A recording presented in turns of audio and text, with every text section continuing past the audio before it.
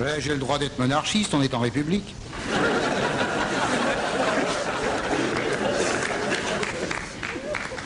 Eh bien, cher cousin, mes hommages. Eh oui, cher cousin. Alors, vous devez penser, ce vieux con se fout de ma gueule. Pardon, cet idiot âgé se gauze de mon portrait.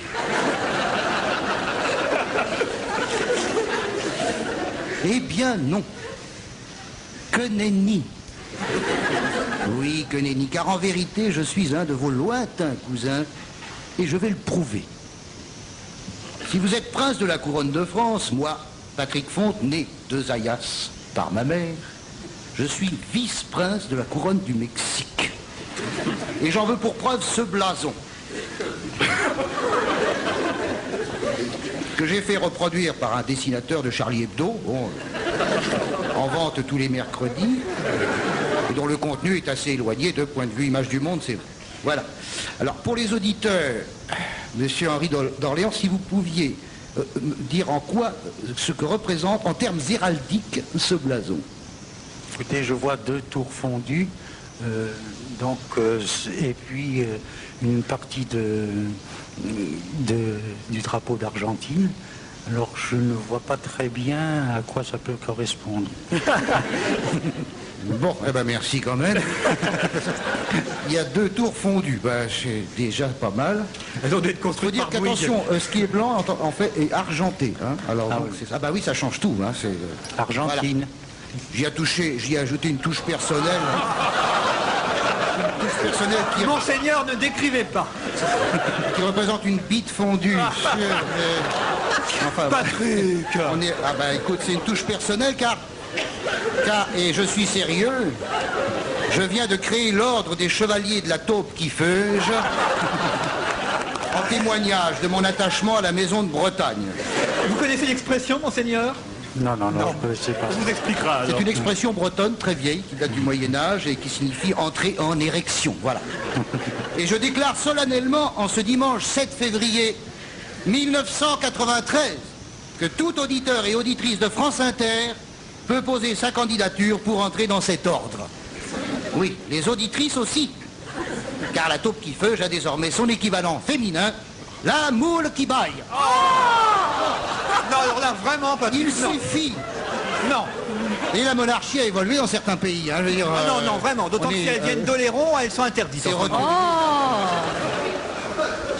Oh, tu dis ça, Anne, mais t'as demandé à être marraine quand même. Hein. Moi, je reste en dehors de tout ça. Hein. Donc, il suffit d'envoyer une carte postale à France Inter, avec la mention taupe qui feuge ou moule qui baille, selon votre sexe. Il faut joindre une photo, et je vous renverrai une carte de membre, c'est le cas de le dire. T'as rien compris, toi, là-bas. 2 fois par an, nous nous réunirons au cours d'un banquet, dont le premier aura lieu le vendredi 2 juillet, c'est sérieux, hein, le 2 juillet à Laclusaz, en Haute-Savoie, pour le premier bal de Charlie Hebdo. Alors Henri, mon cousin, vous êtes invité, et vous pouvez amener des gonzesses. Oui, Henri, cher cousin, je descends du vice-roi du Mexique, j'ai le droit d'entrer à cheval dans les églises. Quoi? Oui, c'est un droit qui existe, c'est vrai. C'est voilà. Mais bien, merci de me soutenir, personne n'y croit, mais c'est tous des roturiers, là. C'est bon. J'ai le droit d'entrer à cheval. Oh, il y en a des biens, hein, des roturiers. J'ai le droit d'entrer à cheval dans les églises. Le problème, voyez-vous, c'est que je ne sais pas monter à cheval. On s'en doutait. Alors Non, j'ai dit qu'on s'en doutait. j'ai pas entendu. Comment? On s'en doutait. Ah, on s'en doutait, d'accord. Bon, alors je ne sais pas. La première fois, c'était bien placé, si tu veux. C'était bien. Je ne sais pas monter à cheval. Alors j'ai écrit au pape pour lui demander l'autorisation d'entrer dans les églises en mobilette. Ça va faire un peu de bruit, surtout que j'ai scié le pot d'échappement.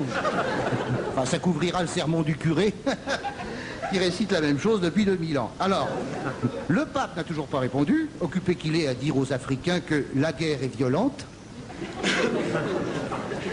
que les affamés ont faim, et que les assoiffés ont soif. Car ce qui a toujours caractérisé les papes, c'est leur faculté d'observation. Cher cousin, je reconnais que la France connut de très grands rois. Mais il y eut aussi de sombres crapules et de profonds imbéciles. Moi, j'aurais peur de passer ma vie à l'ombre d'un éventuel tyran. C'est la raison pour laquelle, bien que descendant du vice-roi du Mexique par ma mère, j'achèverai ce texte en disant simplement « Vive la République ».